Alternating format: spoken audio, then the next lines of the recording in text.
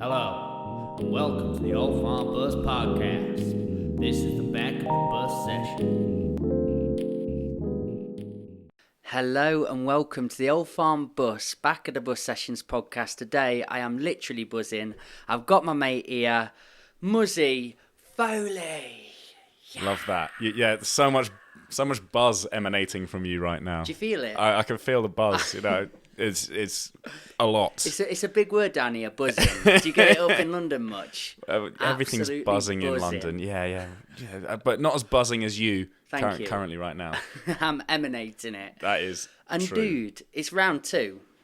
Back again. You're back of the bus. How long do you think it's been? Two bus. I know how long it's been already because I checked on the paperwork. Last time I was here it was August 2021. No way. So we're getting there, nearly a whole year. More than a year. More than a year. It's been a while. I don't know where I am. But mate, with you as a guest, you're probably my most famous friend.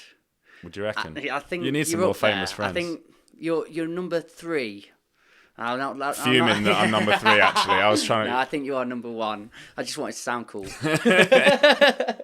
But, dude, with you as a guest, it's either the easiest podcast because I just throw stuff out and it goes, or it's the hardest podcast because there's so many directions we could go in. Because you're so fascinating, you're doing cool things like recently John Legend. Then there was a BBC thing, was there? And I'm like, I can't keep up with what you're up to. But it would feel wrong if we started all that right now before a little bit of a freestyle. Yeah, I think we have to. Yeah, I mean, we've got to stay in tradition because exactly. It's going to go number 2, then 3, 4, 5. I think we could do 100 of these. Oh, of course. I love you, and you're going to keep coming down and teaching these kids tonight. But we're going to always start with a freestyle. So can you explain the game? All right. Well, I thought it's getting near Halloween. I was doing this with some kids. They're like 5 the other day, and I was like, all right, let's do a rap. Let's get some Halloween words and write a rap about Halloween. You're punching to my listener level. Yeah. So usually if 5 there's or any 6. 5-year-olds listening to this podcast, okay, this is right up your street. So I thought we could do a Halloween themed freestyle. So the way it can work is you throw out Halloween themed words, and then I will incorporate them into a rap. We came up with this idea before, guys, and it was so funny because Muzzy is so confident and will just rhyme and rap anything on a beat. I was like, oh no, I don't think I can come up with words. What is up with me? You've got the easy job. Cat, pumpkin, witch, and I was just like, well, oh my 3 god. already. Yeah, okay, I know what I'm doing. I'm equipped for this. I'm going to start backing myself more, mate. Exactly. I'm a strong, independent man. With a very orange hat. Yeah, that's a statement, isn't Yeah, it? exactly. Yeah, I've got a big pink jacket on with drugs are bad on it and a big orange hat. Why am I so scared? Yeah, repping. Come on, Mikey. Let's do it. You've actually given me a bump on. Sounds filthy when you say it like that. Sorry. Anyway. Okay. Oh, come on, man. We need the smut. That's now, true. right, so we've got a beat. Mm-hmm. Is it Biggie? No biggie, it's Biggie. We've got instrumental. Do you need a word to start us off? Yeah, so what are we going to start with? Broom.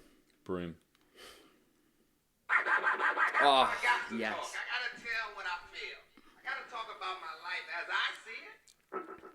Okay, start with the lyrical. I get visual, just like I'm Stanley Kubrick. I know that I was flying through the sky like witches on a broomstick. Take away the stick, that's broom. Other rappers suck like a vacuum, and I got curiosity like a cat. We know that was what killed that straight up. I know it's time you rappers wake up. I know I got designed with the feline Freddy Krueger from Nightmare on Elm Street. But I'm a dream and a nightmare when I kill this beat. And ain't mystique, and I can tell you when I drop a rap, I'm shining brighter than Mikey's orange hat. I know that I'm the one you really wanna follow. Michael Myers on the screen, meaning that it's like a horror.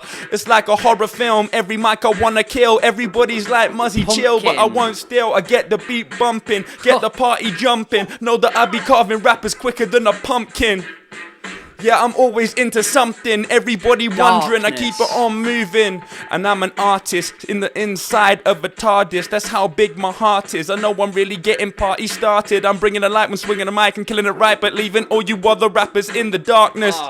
Like that song round Christmas time. Fear. It doesn't matter every time I kill a rhyme. There's no fear in my career. And many people round here wanna lend me an ear and sweets. It's like trick or treat. I never trick the beat. I never trick it when I kill it. No, it's sicker than you ever could imagine or fathom. My favorite Dagger. sweet is candy. What was that one? Dagger. Dagger. I got the swagger and I'm sharper than a dagger. I never listen to beatbox or any ragger, cause I prefer hip-hop straight up now dirty. I'll be rapping even though I'm age 30 as I step up in the premises. And I know I just turn my head around like the Exorcist, my nemesis. I know that I was here from my genesis. I'll be doing this with jealousy, you best remember this. And I'll be turning Blood. heads around 360. Can you repeat the words? Blood. Yeah, and I was here till I OD. I spelled a word that is B-double-L-O-D. You know me as Foley with all the homies. And I was never into Crips or Bloods, it's understood I grew up in Jersey. I know you heard me, I'm getting really dirty with the rhyme until I'm 30. I'll be flirty with the mic and I really wanna scream like that painting. And who's behind you? It's not acquaintance, I don't know them, that's a stranger at the door. But never stranger to a simile, you're stranger to metaphors. Cause I know I met the force. What was the word? Lost. I'm never lost like that film Lost, or was it a series where they were in paradise on an island? It doesn't matter, it's incorporated into my rhyming. I say it like I'm Simon with perfect timing. I'm lost, but no, I know that it was finders, seekers, hiders, keepers, whatever you be saying. It was mind? Night. Night. Is that night with an N or night with a K? It doesn't matter how I shun, I'm turning night into a day. Hey, hey, keep going, keep flowing. What's the next one for the poem? If you know when I'm on the bus, that's not Halloween theme. Unless I'm driving it straight into a brook or a stream. Spider. And it's full of people, and then it's full of spiders. I'm like Incy Wincy climbing through the cipher. I'm inside Web. a little bit of a rhyme on the web. I spend my time on the internet. I'm smoking rappers like a cigarette needing Nicorette as I pirouette, and there ain't any lice. Lights. Lights. Oh, say it twice. That's right. And now I get it on the mic. I'm tight like my jeans when I'm 16, wearing skinny jeans. That ain't my kid like Billie Jean when I'm rapping. I know I get the hands applauding. Trick. You can say I'm clapping. It's trick. I know I rhyme slick. I take away the L cause I never get them, meaning I'm sick. Take your pick. I was in this since I was year 6 and ain't any treats cause I only bring the tricks. I'm rewinding the mix. Whoa. I'm rhyming for this cause I ain't stopping. I literally went on YouTube because I wanted to keep it popping. What's going on? Flow. Flow. I got the F-L-O-W. Don't mean to trouble to. I don't bring trouble to the area or cause mass hysteria. I'm Shining. flowing. And that returns us back to Stanley Kubrick with the rhyming, how I'm starting, cause my favourite film from him was The Shining. And I know well that I flow well, I'm here to stay, unlike that should have been in that hotel, cause Death. blood's coming through the elevators for the deaf. I know you need a respirator catching all your breath. I know you need a ventilator, yes, cause I was fresh and Rest I could in be that peace. educator.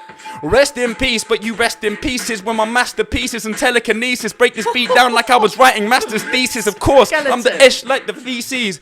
I know I get to bare bones like an empty skeleton. I was intelligent, eloquent, step up in my element. I know that this is off the dome, like off the skull. I've got to call any rappers and there ain't no ball. I got my finger on the trigger when I pull, it's done. I know it's only fun if you're wondering. Shotgun.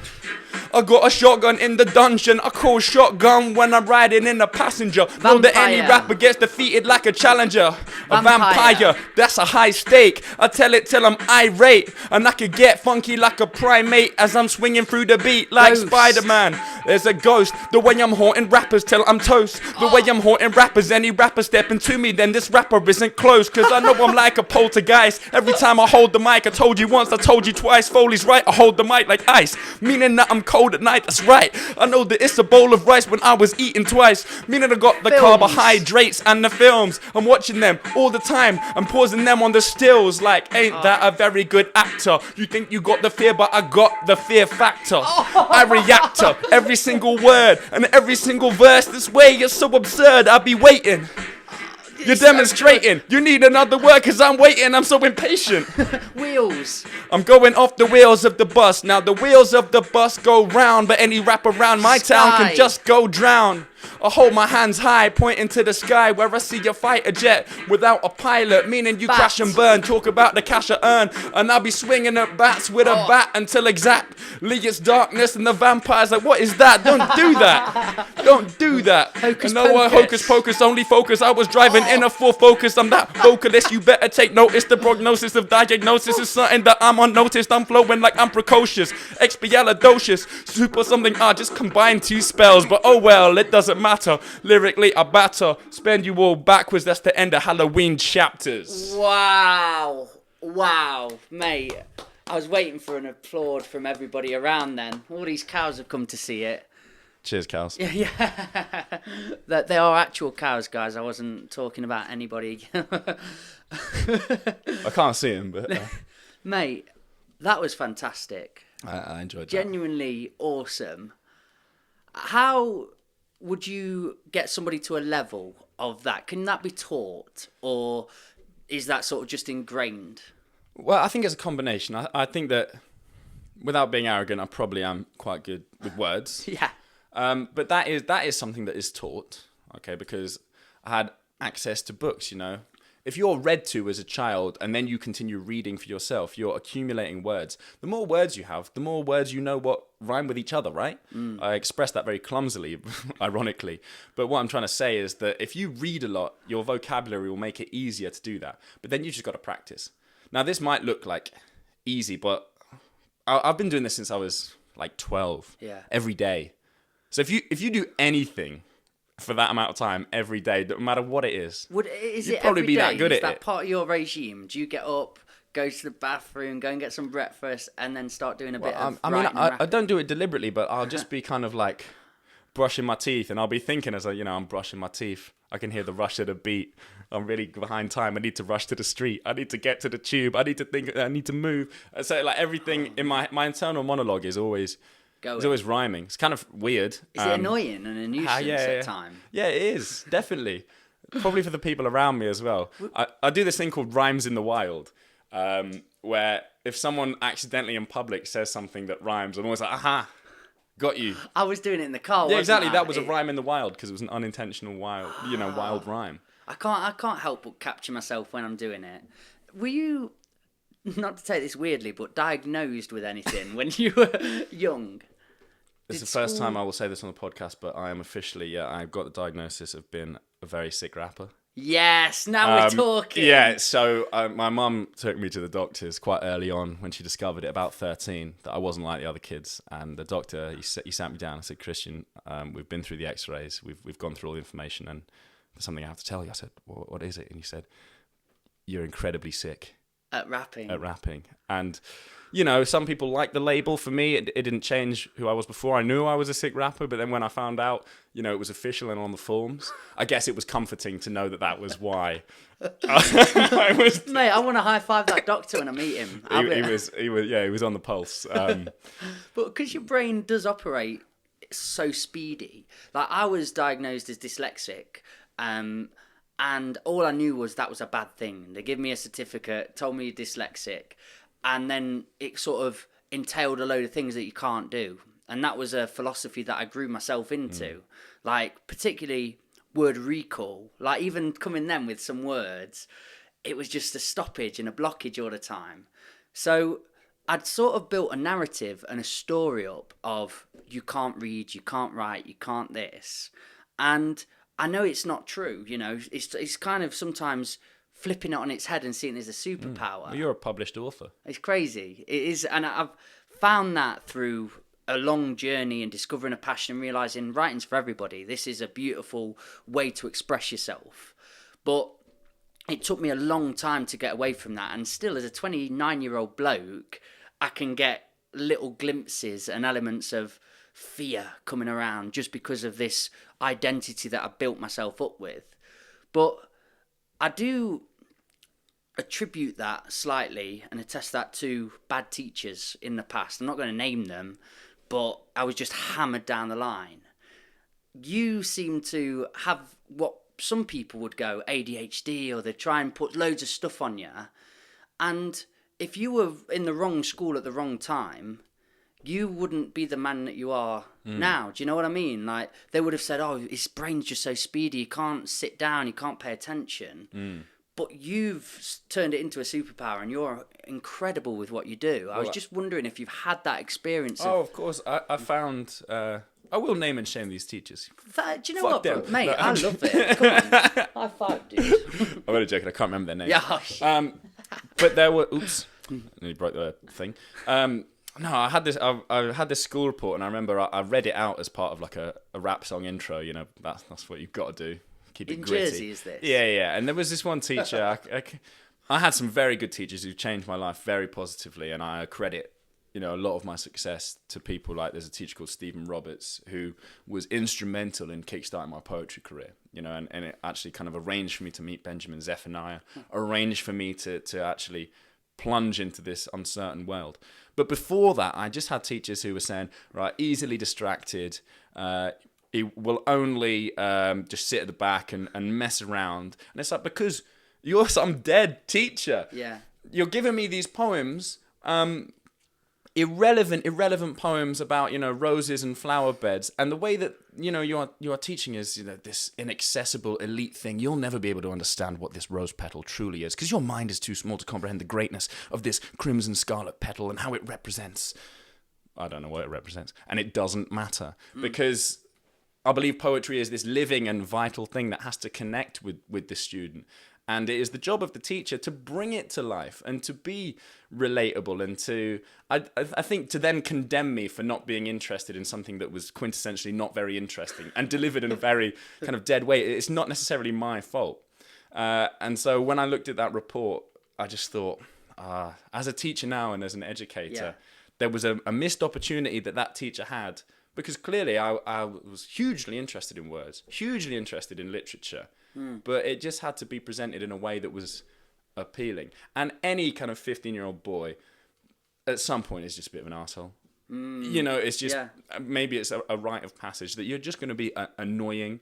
You're going to not listen for a little bit. You're going to think you are better than everyone else. And certainly there was elements of that. I'm not just saying that I was an angel who just desperate to be taught in the right way, and you've got to reach out to me. And it wasn't like that. But it's obviously finding a hook, isn't it? Yeah, finding that in. It's all that needs to be done. And when I had the right teachers, I excelled. And academic. I was very academic at school, which was part of the problem, because I didn't necessarily apply myself in the way that I should have applied. But it wasn't a problem. I remember being taught Wordsworth in school and absolutely despising it.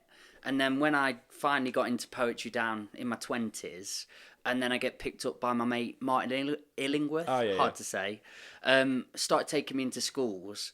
And one of the jobs that we did, it's a beautiful job with head teachers. We went to the lakes. So we got to go to Wordsworth House. Amazing place. And then we start learning about William Wordsworth. And he was living in basically a brothel. He was on heroin. Yeah, These guys are things. interesting when you deliver it in the right way. And I was like, if they'd have packaged that up at school to me and we're going to learn about this guy today, he's an absolute wildling, crazy guy, all over the shop, sex with these women. I'd be like, who is it? William Wordsworth. Oh, no, let's go. He's on the curriculum now. He's got a poem called Prelude, Stealing the Boat, and it's kind of his first time like brushing with mortality. And I don't know whether you should do this as a teacher, but my lesson plan for this was the students came in and on the board I'd written this statement, and they all sat down and started reacting to this statement. Like, what the fuck? Like, what the hell? And what I'd written on the board was, "You're all going to die." This is great. And they were immediately reacting to that, being like, "What do you mean I'm going to die?" Like, no, I'm not. Like, And I said, at some point, all of us, we're all going to die. Yes. And the moment William Wordsworth realizes that is during this poem. Turn to page 8. Wow, and it's this whole poem where he basically nicks this boat. He's wandering. He's on a walk, and he sees this boat kind of just left. So the poem starts with GTA. It's not his boat, all right? It's Grand Theft Auto. He unmoors it and he starts rowing. he kind of gets a bit deep with his metaphor here about rowing, being like, you know, I really lustily dipped my oars into the sluice of the lake type thing. It's like, all right, calm down. It's like, we all like a good row, mate. Row with the boat. Yeah, it's just... that was a poem that I remember back in the day. That was easy. So he goes gently down the stream, and he then sees this mountain. And he describes it twice. He says it's, you know, it's a huge peak, black and huge. And he looks at this mountain and he has this realization. He's like, that mountain is massive. In comparison to that mountain, I am this tiny man, dwarfed by the immensity of nature. And I'm going to die. Wow. And this mountain's still going to be here. And it was here millions of years before I was born and millions of years after I die. I'm going to die. And I hate that. And then he goes back and he rows, and then he's like, and I spent 4 weeks depressed. I was depressed. And all these kids are like, we're all going to die. Whoa. And now he's dead. But his words live on, you know, for what they're worth. And so it could be worth sharing. Yeah, very good. Thank so you, it could be like sir. a real inaccessible poem. The form of it is written as this long ballad, all in iambic pentameter, and it is very long and it's quite scary. But you just have to find any poem and link it to, you know, we have William Blake on the same syllabus, and this is what you're saying. He was a madman as well, you know. He was just like Wordsworth. Blake was high most of the time. He was an engraver, so the noxious fumes of kind of all this bronze he was working with, he was high and potentially schizophrenic as well. He used to kind of wander around nude quite a lot, like screaming at devils, you know. But my uncle did the same thing. Yeah, come on. So you've not done that? You know, we all have that phase as a 15-year-old boy where we go into the street, we scream at imaginary demons. You know, it's a rite of passage. But I remember one kid, because I was explaining about who Blake was, but I think I went too deep into the kind of biography and not enough into the poem analysis, which is this poem called London that's on the course. And then this girl, she writes, "Why are we studying this poem? Why is teacher making us study these old fucking crackheads?" I was like, what? It wasn't on crack. Yeah. Crack wasn't invented until the 60s or 70s, I don't know. By the Americans. Yeah, well, exactly. Ronald Story Reagan and that. But you have to, at least you're getting a response. I would rather have a kid write a paragraph about how William Blake was an old crackhead than to write nothing, because at least you're having some visceral response. You see, it's just capturing them. Again, Martin, but he used to deliver poetry and he'd just say, right, get in, guys, get in, club round. Today, you're looking at my second favourite poem of all time. That's as simple as that, but like, oh, because they like him. Oh, why is that? And then he's got the first up there as well, and that curiosity around it. So it's just a really simple sentence, but they're all engaged just by that moment. I think that's all you need to do sometimes, rather than turn to this page, we're going to look at this today. It's so stacked. Do they still do that? Have you been to classroom settings where you thought, really? Well, good question, because if there's poetry being taught in a classroom, I'm always the one teaching it these days. I don't get to like sit on the sidelines and watch poems being taught, because if I'm in a school for a poem session, I've probably been booked to do it. Yeah. So I can't really be like, I'm not going to do this. I want to observe. But to answer your question, I have every certainty that is how poetry is taught. Ouch. It's not the fault of the teacher. It's because they probably learn poetry in the same way. It's passed down generationally, you know, like trauma. I was going to say generational trauma style stuff. This is it was taught wrong and it's taught wrong and it's taught wrong. Because if you're teaching poetry to the test, like it's never going to have a good outcome. If you're not teaching from the standpoint of interest and what's relevant to a young person, it's always going to be dusty. Well, the only way to stop that is awareness, and I'm lucky that I get to meet you and Zohab and Philip and all these different people where we're stopping that trauma now, I believe. And it can exist in certain spaces if you want to do it in that very proper basic way, because some people may resonate with that in some way, but I've been to some of the most fascinating, beautiful polar bear, for example, we're talking about on the way. And again, I sit with envy to some of the kids that were around now, in a beautiful way, though. I'm going, oh, if only I'd have been packaged it in this manner, that would have been me done then. I'd been only sold. I had someone like me. Yeah, well, more, I'm thinking of you and Polar Bear, but yeah, me too. Yeah, I'm in. You're part of the crew. Well, I'm glad this started in this way, because I wanted maybe the people that haven't seen the previous episode to get a bit of a taste for who you are and what you do. I've been keeping eyes up, man. And yeah, give me that eyes. You've been doing, I'm going to say, a shitload, an absolute bucket load of stuff. From August last year, can you just throw a few of your most pivotal moments and exciting bits that you've worked on? Throw 5 to however many you think. It's probably hard to keep track.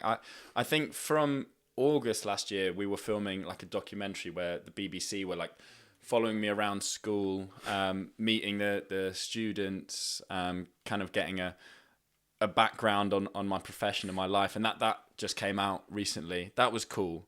Was that the picture one? That was the picture one, yeah. Oh. And so they had this artist, Laura Quinn Harris, who's an amazing artist, like that's top of the game of portraiture, right? I don't know anything about art. I'll be the first to admit that I don't know too much, but I know when someone's amazing at it, and I know when someone's probably not that amazing as well. It's like wine. That's how I like my art, because anything can be art nowadays, quote unquote. But if I look at something, I go, "There's no way I could have nearly done that." That's a good artist for me. So this is incredible. I mean, yeah, she is. So she painted this picture, and it was in a gallery. So I mean, it's all hugely kind of egocentric to have your own portrait painted. I've seen you go and have it like hung in a gallery. And then what's quite funny is obviously there's a rope, in galleries. I just stand behind the rope. Who's going to tell me I can't stand behind the rope? It's fucking me. All the security guards run in and wrestle you. When asked, I did stand the right side of the rope. I'm not a villain. Proper rap.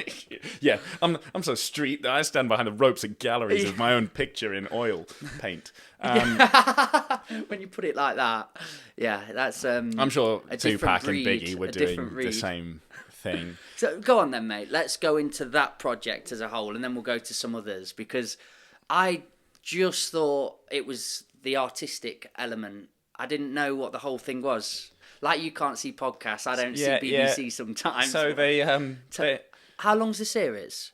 So this was like, I was the last episode of like a 6-part series where they focus on different people in. I think they were originally going to call it like Modern Heroes of Britain, which sounds a bit grandiose. Influences. Yeah, well, yeah, people who are. I got told off during the production because I was trying to explain it, and because it's called Extraordinary Portraits, right? And I was like, it's about extraordinary people doing extraordinary things, and then the producer was like, no, it's about ordinary people doing extraordinary things. And in my mind, I was like, I'm not ordinary. If I was ordinary, why are we all here? That's a joke. That was a joke. And yeah, so... Satire. But, yeah, I'm satirical and lyrical. But it's essentially, during the filming was the funniest part, because the way that the dates worked out for all this filming, apart from the school one, was the worst timing. The first date, I was in a stag do in Blackpool on the Friday night, which was pre-arranged before this whole thing came out. And then they said, right, so we're filming like 7 a.m. on Saturday in London. So I had to go to Blackpool Friday night, go for a night out in Blackpool, which is a podcast on its own, come back at 4 a.m. on the train, film... like with Tiny Temper, like this whole kind of interview and talking about like, well, I'm just dying. You can't see it on the documentary. I should go into acting, I think, because I'm playing a good role of, a well put together teacher talking about, pedagogy and education and the theoretical philosophy behind everything. Really, I'm done. Finish that filming, go up back to Blackpool, lose my laptop on a train. Again, a whole odyssey. But like the Odyssey, my laptop eventually does return to me. Oh. And comes back home. Now, the second lot of the filming was the day after my 30th birthday, where I had like this big party, and it was like this reveal of the portrait. It's the end of the documentary.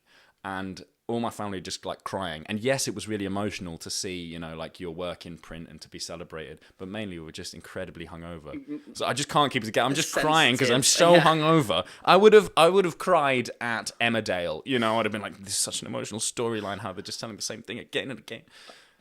It was like, so my whole family are crying. Yes, it's emotional, but I think that the hangover probably had more to do with it.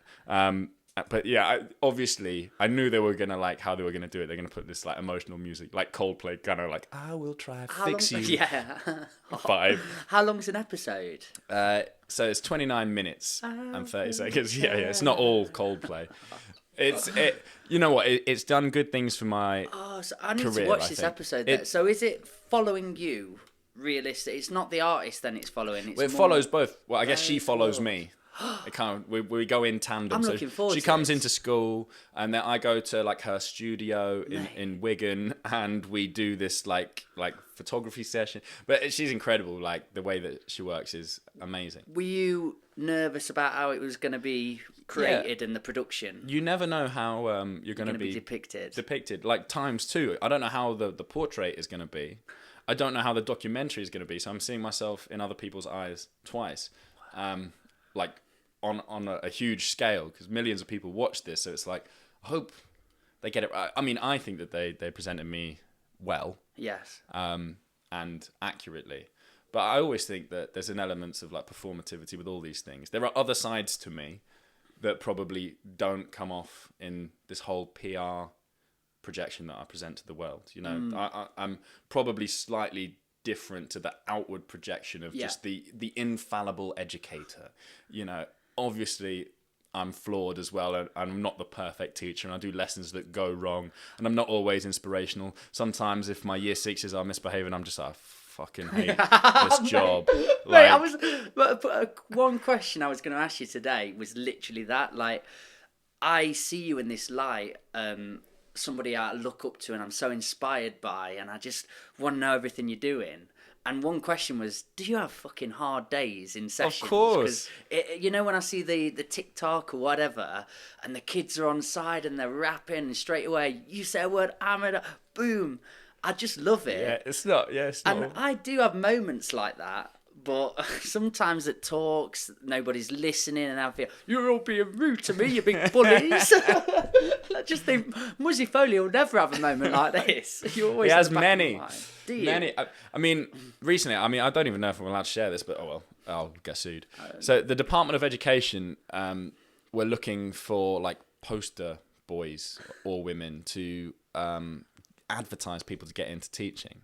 And they reached out to me to use my likeness and to use my image. Handsome I mean, looks. I guess they reached out to a number of people. I was on their shortlist, right? Beautiful blue eyes.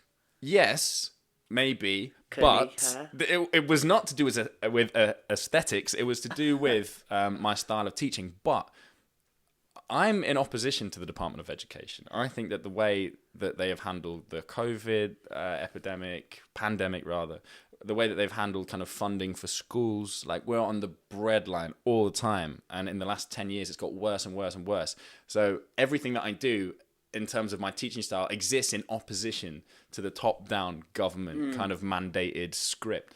So then for them to turn around and then to use me, if I have any principle, I'm going to say no. But I did think about it, right? Because you're going to get money, you're going to get fame, you're going to get fortune. You had this conundrum before, didn't you? When you were lip syncing something. To Asda, So, and just like then... Did you say no? Yeah, I said no. Well played. Okay. Because you can't do everything that you stand against and still kind of like, you've got to be principled. And plus, they want me to get people into teaching. I don't advocate getting into teaching. I think it is an underpaid, overworked job that most of the time is terrible and most of the time is so difficult. You get rewarding moments, but they're just like a spot of sunshine during a relentless winter of cloud. Yeah, it's just... So if I'm like, come on, everyone, get into teaching. You can rap with your kids. That is not the reality of teaching. Everything you're about. Yeah, I occupy a very niche position in the educational world. Such a similar way, and I've never expressed it in that way. But when I go into schools and I do my bit and say my spiel, I always have this thing in the back of my mind where I'm like, oh, I feel for you guys though. I really do. You seeing an inspirational quote unquote speaker come up and just tell you my experience of school and how poor it was, and then I had to find my thing for myself and why was that missed. But I really do feel for my partner's a teacher, so I see it firsthand as well, and I always just have this element of, oh, I can't really do anything for you though. Do you know what I mean? Because my real say would get out, get a bus, park it in a field, get some kids together. That's where you're going to Yeah, change and it's lives. like, it's that simple. But the thing is, it's not that simple, is it? You know, what you've done is remarkable, the movement that you've created here. And just saying to everyone, well, all you need to do, you get a couple of buses, get some council grants, create a whole entire wave, create a movement, change the world. It's not that easy. It's not. You've made it look relatively easy, but it's quite hard to actually action. Yes. And it would be the same for me, being like, well, every teacher should drop freestyles all the time. No, because A, no one would learn anything, and B, it's not that easy to do. So it's not something I would advocate. So this is a big open question. What would you like to see changing in education in the system if you were at the wheel? Good pun.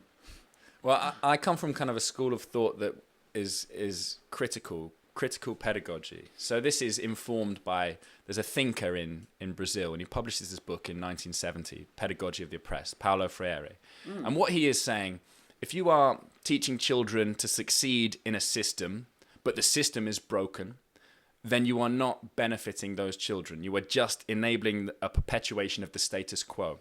So what you need to be doing is teaching children to challenge the status quo. If a world is full of injustice and unfairness and oppression, just teaching children to jump through the hoops in order to occupy those positions again is not beneficial. You need to be from the bottom up and from grassroots challenging the entire system of school. And that is done through something he says is dialogue, conversation. So I'm very much of the opinion that teaching is a conversation between the student and the teacher. And there's not this pedestal or hierarchy of me, the authoritarian figure, that just kind of banks information in the student. He uses this analogy. He says that the way a lot of teaching is done is like banking. We deposit enough education, it is stored for a time, and then an exam result is withdrawn at the end of this process. But the child hasn't learned or grown in knowledge, and therefore it's just this system where it's a passive recipient of information being the student and a depositor of information being the teacher. That is not education, not really. It's not even for them, is it? It's more for the school and how they look rather than the students involved in it. And it's really competitive. You know, for an A to have any legitimacy, there needs to be B's, C's, D's and E's. So when you've got an A and a B competing one another, you need losers to have winners. And that's how the system's set up. Yeah, it's all a hierarchy. Yeah. But this comes in when kind of league tables are introduced. 1988, you have something called the Education Reform Act, which is one of Thatcher's brainchild. She was nice. Yeah, stole the milk and closed down the mines and did a lot of love. We're in a mining town right now. Well, not anymore. We're not. No. Rest in peace. We're a bus town now. Don't worry. Yeah, we got a new. bus. Look, I'm not gonna sit here and denigrate Thatcher, but apparently she was a witch. Yeah. Anyway, so when you get some this kind of publication of league tables, every school is like the Premiership, right? You're looking at other schools and where they're positioned due to their exam results. Therefore, to climb the league tables, to get access to more funding, more prestige, more everything, you have got to get better results. How do you get better results? You teach to the test. So education is recontextualized as this race to the top of statistics and data, and the children become compressed into that. Get rid of any ones that are damaging. Yeah. Oh, you're bringing us down. Like, you're out the squad. You know, so it's a system that needs revolutionizing from the bottom up, which is a hard thing to do. But that's certainly my answer to your very open question, is that I come from that school of thought where dialogue is at the center and challenging the whole system is important. And let's get them all leaving with a CV of here's what you can do and not here's what you can't. Because I think that's what the majority have end up with. I was rubbish at this, I couldn't do that, this is what I got from it, come out with nothing. Well, I think it was in Canada, they got rid of all their exams and just did portfolio work, but it was constantly in different quirky little places, and they were coming up with ideas of, well, what do you want to do and how can we showcase that? And it also become very personalised to the teacher. They, when they were doing exams, wrote the exams for each individual, and it wasn't just here's your exam and everyone had to take the same test, but the teacher would tailor it to each student. That's beautiful. So that's called culturally relevant pedagogy. So this is an idea. The accent is right because it came out of the States originally. You have someone called Ladson Billings. Sorry, I'll get into this. I'm doing a PhD on it, so I know, like, I'm just so. in 1995, this book comes out called Culturally Relevant Pedagogy, and it makes the case that the curriculum has to be centered around the exact child and the exact child's culture. So if I'm teaching in Ripley, I have to know everything about Ripley. I have to know the children in Ripley, what makes them unique, as opposed to if I'm teaching in East London. I shouldn't be teaching the same course because the children are going to be different. There might be some similarities, but you have to start with the child and where they're at, and then you meet them on their cultural turf. So it is exactly what you're saying there, where you are thinking about who am I teaching and how am I going to teach them, not I'm teaching this child, they're going to learn my way. Yo, I'm all right. Where's this PhD? I'm going to have a go. Yeah, look, you've been, you don't need to know the terms as long as you do it. Yeah, that's what I'm going to keep on trying to do. A PhD is just pointless do terms. Do what feels right. Yeah. But yeah, it's again just this, we're changing so much now, and society is shifting in such a big way. Why are we using this really old school, outdated model when, you know, young people starting up fresh businesses and spinning all these plates? It's not this, you go to school, you get these grades, you get this job, you die anymore. It's a constant networking and growing confidence and being around people and thinking on the spot, this hasn't quite worked, what's next? And that isn't in the curriculum, in my opinion. It doesn't exist. Or we have such an outdated model. Yeah. Our current curriculum was fashioned in the Enlightenment, right, in the 17th century, the kind of model that we still use today for our curriculum. And we base it around these thinkers and these philosophers like Immanuel Kant. These hugely racist people, by the way, who like their writings are just like, well, you know, humanity can be put into different subsets. And, you know, at the top of this subset is the white people because we are the bringers of light. And so they use this term enlightenment for this like wealth of knowledge that is created, and that's how we kind of model our school system on that time. But it's a hugely kind of racist ideology, just in the same way that our curriculum is so Eurocentric, the idea that Europe is the entire world, that we refer to the post-Roman kind of civilizational slump as the Dark Ages. Remember that term from school, the Dark Ages, before the Middle Ages. Yeah, okay, Dark Ages in Britain. Now, the Dark Ages is the time where the first university was invented, and most of the knowledge that we get today was invented. It just wasn't invented in Britain, so they don't care. Who invented the first university? It wasn't Oxford. It was in modern-day Morocco in 954 by a Muslim woman called Fatima. And they don't teach you that in the textbook. No. All right, they say, well, the first university was in Bologna or Oxford. No, it wasn't.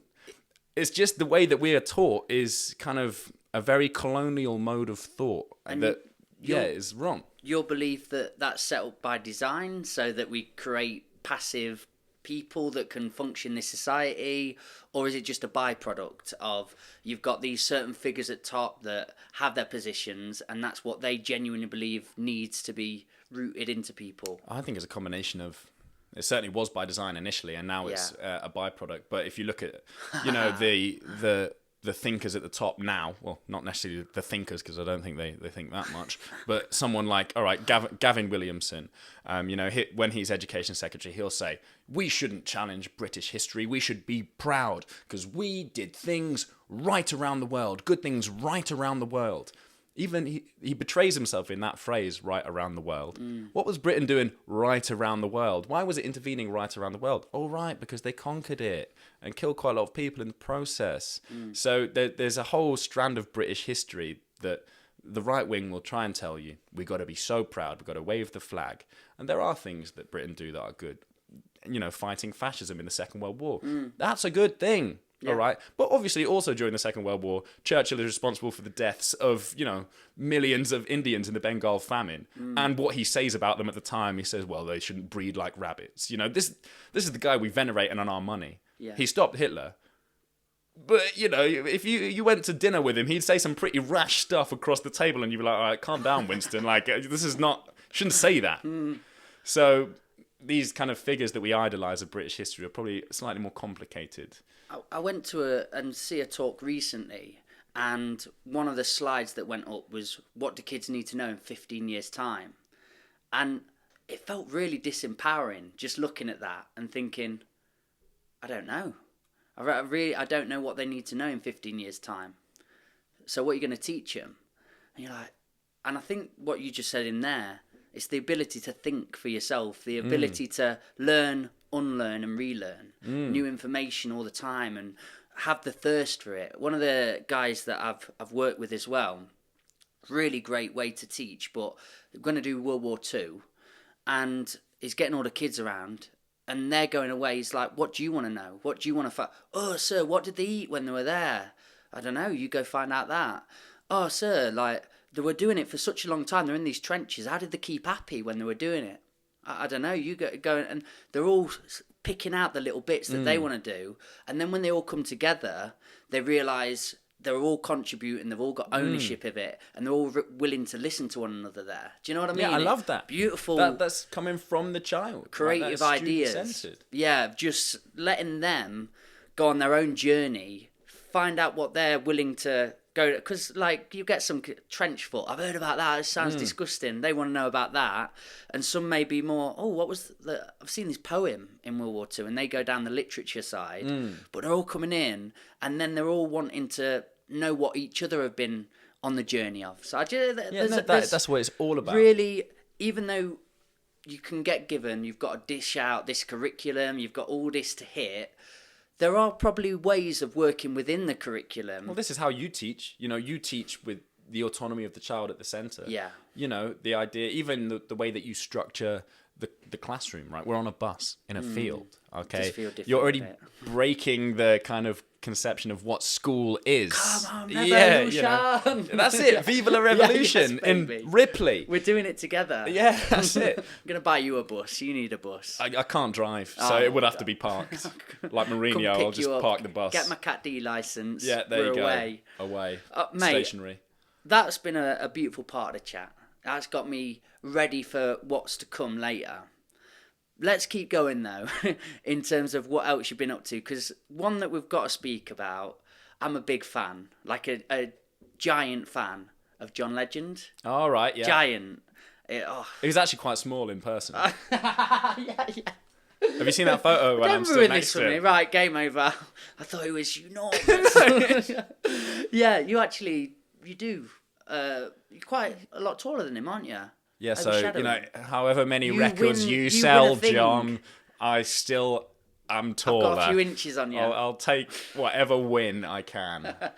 He's a lovely man. How does that come about? That's so exciting.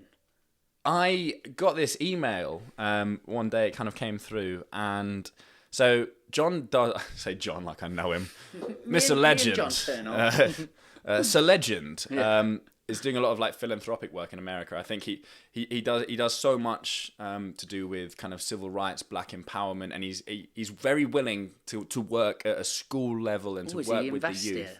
Yeah, and he's like, he actually cares. Some of these megastars just, they don't use their platform for good. Kanye. But there's people like his artist who was signed with Kanye, John Legend, who make significant difference to the world. So he was coming across to the UK, and his team were doing a workshop at the Albert Hall, or they were planning on it. But you can't do a workshop if you've got no kids. And he's like, I need to find some disenfranchised children, people that need, help, or people that normally wouldn't get an opportunity like this. So he contacted some schools, who contacted me and my colleagues, and were like, can you provide the kids? I was like, yes. What for we John can. Legend? Yeah, Did so they we say straight away? So we brought students from my school, students from my colleague Lawrence's school, who I'm running a writing project with at various different pupil referral units across London. So we brought 16 students, and we kind of did some performances. So I did some performances with John Legend, like playing piano. We're doing poems to the kids. It was surreal. And then the kids wrote their own like raps. And while they're writing raps, I just had 10 minutes with John Legend. And I just asked them a few questions like, okay, what's it like when you sit with Andre 3000 and he's writing a rap verse? What's his process? What's your favorite hook you've ever done? And, you would not get this time with someone like that. And he's just answering. I'm like, this is gold. Everything that he's saying. Was he just real genuine with Yeah, it? He wasn't yeah. like, oh, I've heard this before, or trying to sort of passively go through that He was experience. so, and like, he kind of, he needed me because he first of all, he couldn't understand a fucking word any of the kids were saying because of their accents and slang. And like, so one of the girls did a performance and he's like, that was dope. It was so dope. So dope. And I said to him, I was like, did you understand a word of what she's saying? He goes, not a clue. Like, I mean, he's just cool. But, you know, he went the extra mile. Like, one of the students had something happen to her and she ended up in hospital. And we contacted John Legend's team and we said, look, it would mean a lot to her if you sent her, like, a message. You don't have to, by the way, but just if you wanted to. Sends a message back the same day, a video message, like, to her personally. You don't have to, but we have told her it's coming. It's on its way. She, you know, like, so it's just that kind of, that willingness, you know, and then he got, like, us tickets to go see him and stuff like that. Just great person. And, you know, I'm sure, hopefully, I'll see him again. You know, I feel like we had a connection, man. Really? Did you feel that? Well, certainly he was just very interested in education and teaching, because he was like, you're so good with them, man. How'd you do this? Like, I want to learn. I was like, oh, mate. Yeah, so... You don't have his number, though, yet? I've got his agent's number. Really? Yeah. Let's call him. Let's get him on the podcast. Let's get him now. Get him, call him now. Call up John. Go on, John. how philanthropic are you? You're going to come to Ripley and work with the youth of Ripley? Then we'll see. We do need a nice warm... While I'm looking at your camera, we do need a nice warm space, John. I know you'll be listening to this because... Your mate Muzzy's on here. Yeah. And he supports the place, don't you? Yeah, so, you know. Next guest, John Legend. I'll get him. Mate, well, I've got 4 mics, actually. So, me, you, Legend. Zoab, he can come back. Yeah, get Zoab on. Get Kanye to come explain himself. Maybe not. He's all right. He's just going through a bit. Yeah, everyone goes through a bit. Hey, I'm not going there. Kanye, man. Did you watch him on the Rogan podcast? Because that went viral. Look, if you want to go viral on a podcast, get Kanye on. He's going to say some wild shit. He really did. And but look, we're talking about him. I'm fine with a pause, but he would do at least 2-minute pauses on the podcast, and then the host clearly has to go, do you need anything else from me? Or he's like, no, I'm thinking about it. And you're like, fucking hell. I'm going to start doing that. That's a lot of power that man feels he's got. Other questions for John Legend. Where did you go with it? Because I was really interested in the musical side of things. Have you never froze up with somebody like a John Legend in front of you? Have you said the stupidest things to anyone before? Well, I don't know why it is, but I've always... Well, I think it's confidence/arrogance, but I've always believed that if I'm in a situation, I've earned my place to be there, even if I haven't. Yeah. I was sat with someone. This always just sounds like I'm just coming on and name dropping. After this documentary got aired, I realised the Illuminati's real. I got this email from a former press editor at the Mail on Sunday, and he hosts these lunches, right? These kind of off the record lunches, and here I am on the record. Here. And they all kind of meet up at the science... Illuminati party. They all meet up at the Science Museum and they do a human sacrifice blood ritual. Just after pudding. That doesn't happen. But what does happen is that a lot of really influential people just go and meet and talk. And I got invited, as did Laura, the artist, to come to this. And we were both like, what are we doing here? But I was like, nope, I've earned the right to be here somehow. So... I'm going to be here. And You're not going to imposter syndrome me. And exactly. I'll imposter syndrome you. and some of the wine, I'm not a wine connoisseur, but I could tell it was really, really nice. Really? As in, like, mortgage your house nice. Oh, but I sat with someone there, and I probably can't, but he was the composer of Shirley Bassey's Diamonds Are Forever, and he was talking to me about what it's like to be sampled by Kanye and Eminem. And I was like, what are they like as people? You know, he's like, Kanye, you know, he just kind of wants his own way, but I was happy with the song. And I was like, that song was a huge song, Diamonds Are Forever, right, by Kanye. And then Eminem sampled him for a song called Beautiful. Beautiful was so this guy is incredible. And just like, their realm of reality is so removed from ours, just in terms of money and fame. But this is a lovely guy, right, that I'm just sat next to, who has no airs and graces about him, and he's not unapproachable. So it's also about how people treat you. I think you might get imposter syndrome if you meet, you know, one of the talented greats who is quite standoffish and a bit of a prick. You know, someone who's just amazing, like James Corden. I'm joking, he's a prick, but he's not talented. I want to go for dinner with James Corden and just see how he treats waiting staff. I'd love that. That should be a whole show. It's like that would be. I'm trying to think of a good pun, but I can't. because I'm like James Corden. I've got no talent. Did you see? Did you see Ricky Gervais's digs at James Corden at the Oscars? No, I haven't, but I'll agree with He called him. him a fat pussy, which is from the movie Cats. Yeah, I watched yeah, Cats, yeah. and No, I saw James I have Corden, seen that. Fat pussy. Amazing. So you felt quite comfortable in that whole situation when you were there, you were being filmed, you were with John Legend, it went smooth and ace. I think so, because I'm not into spirituality or whatever. What I do is, before something's happened, I tell myself like a lie about how well it went. Like, even sometimes before I've even done something, I'll tell someone I've done it, so I have to do it. Because otherwise I get caught out. I'm the same. So someone's like, oh, like even before I had the workshop with John Legend, I'd be like, oh, I'm doing this workshop with John I'm Legend the same before as it's you. confirmed. Then I've got to do it, otherwise I look an arsehole. It's like I love it. Yeah, it's you like made me feel manifesting. really happy there. Yeah. So I'm just like, I know this is gonna go well, and it has to go well, otherwise I'll look like a fool. But I think if it's something I'm comfortable with, like the arena of rap or poetry or education, it's probably gonna go all right. If it's something I'm unfamiliar with, like being honest about your feelings with a loved one, or just something that is more like uncertain, then I'm less blasé. All right, if I'm out of my depth, like I don't know, if I ever went skiing, Have you been? I went once. It went downhill very quickly. He often does. Pun intended. Slippery slope. That.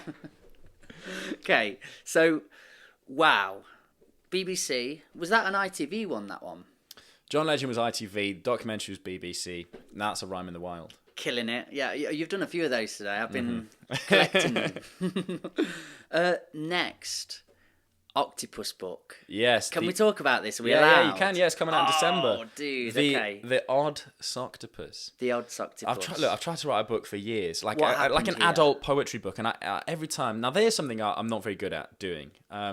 Publishing like my own work, like serious poetry. I've tried to write these books, and for some reason they just haven't worked out. Have you not and got a I've never book done. out then yet? No, I don't have a single book. I really thought I you edit would and other did. people's books, right? Okay. Like young people's books, and I'll write the blurb and I'll collate them. But my own poetry book does not exist. I haven't done it because I'm scared. I was going to say, is that an uncomfortability in your psyche of being a bit serious, quote unquote? Yeah, because I can't interrupt it with like the spots of humor to introduce levity and stuff, like when it's on the page, and so I feel like to quote Skepta, that's not me. That's not me. Because I was at a wedding recently, and my mate was talking about like a performance that we had done, like a poem, and it was this really heartfelt poem about like when I was 5, my father built me this wooden motorbike that I would swing on till darkness, inscribed with the name Christian and the number 5, the age I was at the time.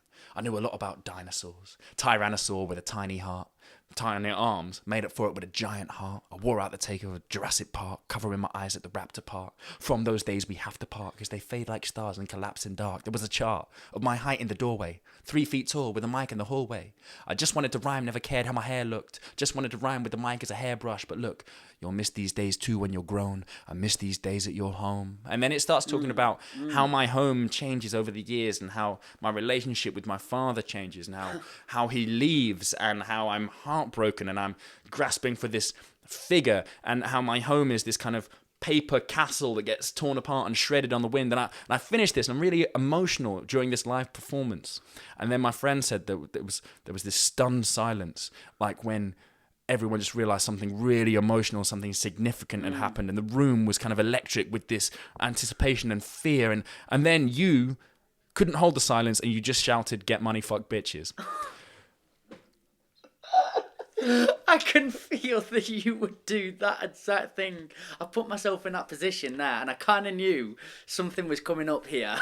Now, you didn't want to hold. let's that take the same space. thing and put it in a book, have this emotional experience about this paper castle being shredded to the wind. Now you turn the page, it says, "Get money, fuck." Yeah. It just doesn't have It the... doesn't hold up. So it's not you. It's not where you want to. It's not me, but there is an area of publishing which is me, where I can be silly with it, and that is children's publishing.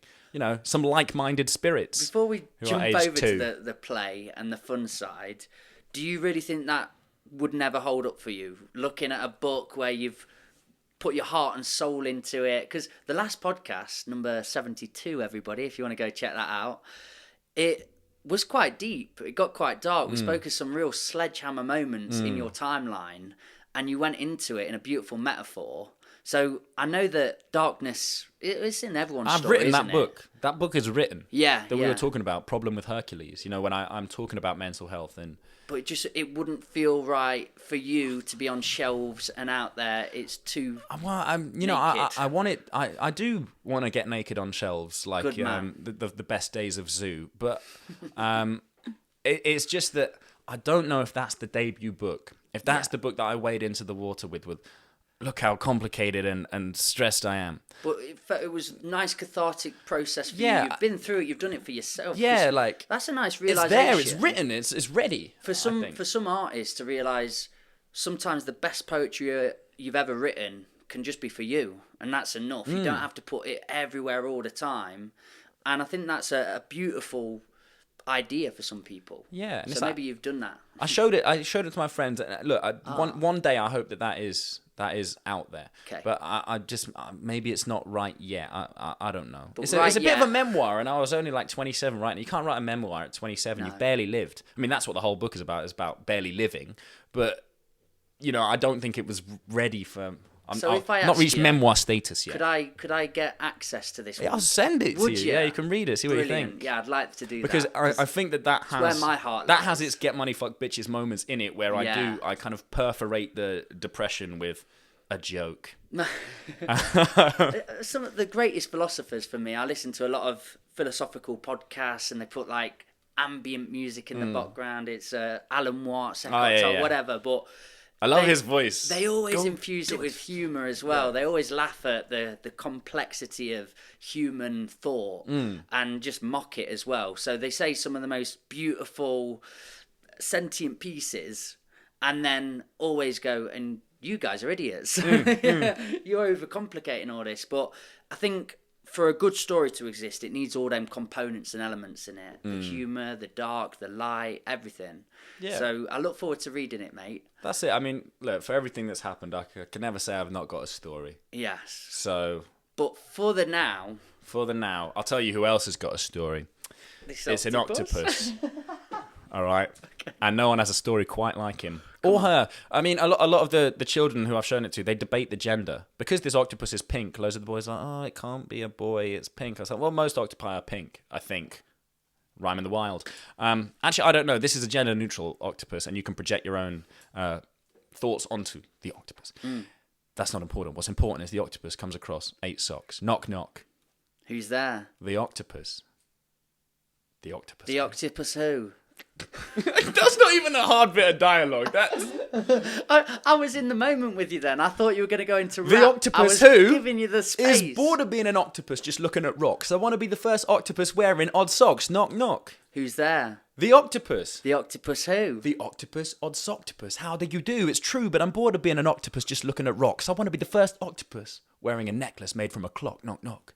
Who's there? The octopus. The octopus who? The octopus ODDSOCKTOPUS clocktopus. How do you do? But it's true, I'm bored of being an octopus just looking at rocks wearing a necklace clock. I want to be the first octopus to find 5 friends in a flamingo flock. Knock, knock. Who's there? The octopus. The octopus who? The octopus ODDSOCKTOPUS clocktopus flocktopus. How do you do? You get the idea. Now, I was so enjoying that. I felt involved in for a 2 part 7-year-olds, Mikey. You're reaching, you're punching. So yeah, it's the story of this octopus who, really it's a pseudo criticism about materialism and capitalism Just in the keeps 21st collating. century West. He does. He keeps on getting more and more stuff until he's frying broccoli in a wok, buying the final binoculars and stock, then tying them to a frock, then showing a shark, a short, sharp shock, then running amok, feeding chalk by the block to a croc and a smock and a lock by the dock, knock, knock. And it's too much. It is far too much. And he has this kind of moment where he's like, that seems like a lot. Instead, I'll look around and see what I've got. And what I've got is the sea.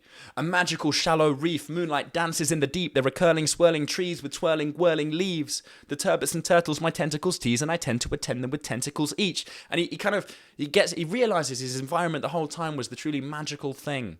Not, frying broccoli, that even though that's healthy, you're an octopus, you don't need a wok. It's not necessary, and you don't need a clock. And you know what you're doing. What's your schedule? You don't need a clock. I'll ask you this then, because you've had the depth with the Hercules novel that you wrote over here, and you put all you into it. But even through childlike eyes and through this child story, were you learning in this process, like the materialism? Were you including you in the story here? Are you somebody that has felt that way of that octopus, and you feel you can say it easier through talking to children? Yeah, I mean, I think, look, a lot of children's books, they have layers to Yes. it, you know. So this is something that certainly has messaging, but it's something that I believe in, but it was more from a standpoint of story. Now, good story needs to have that twist. You take them to the kind of apex of something, and then you've got to twist it. Now, if that book, he just kept collecting stuff, and then it just stops, he's just got loads of stuff. You're like, where has this gone?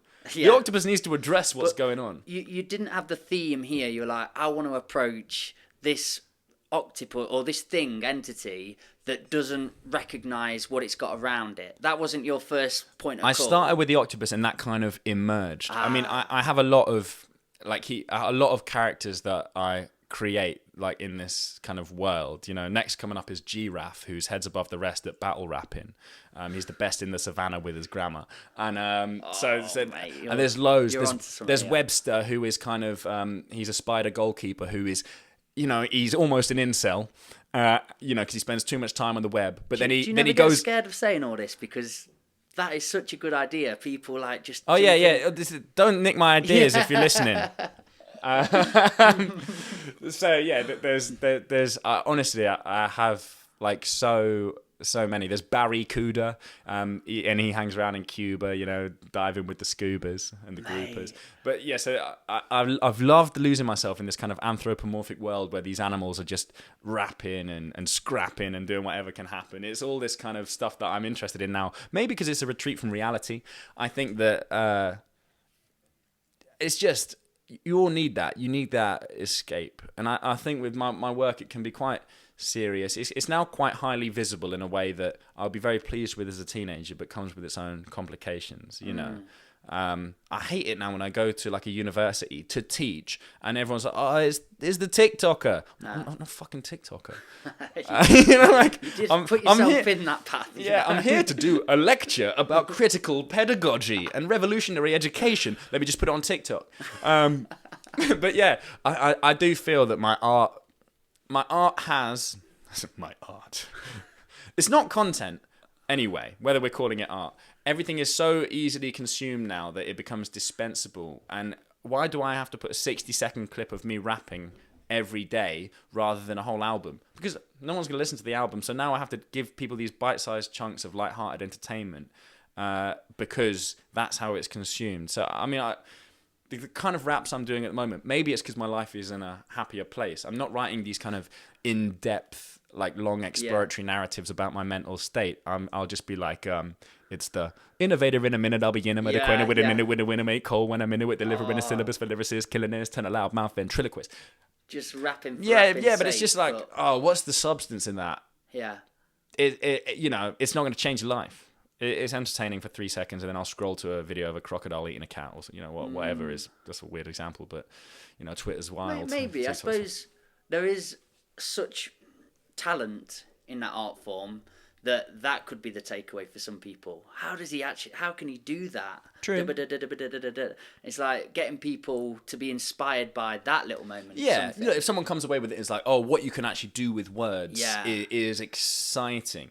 But I mean, I do wish that I was able to do. I'm a bit romanticised for messages. Yeah, look, if the ODDSOCKTOPUS has a message, then Christian Foley should be able to come up with one somewhere.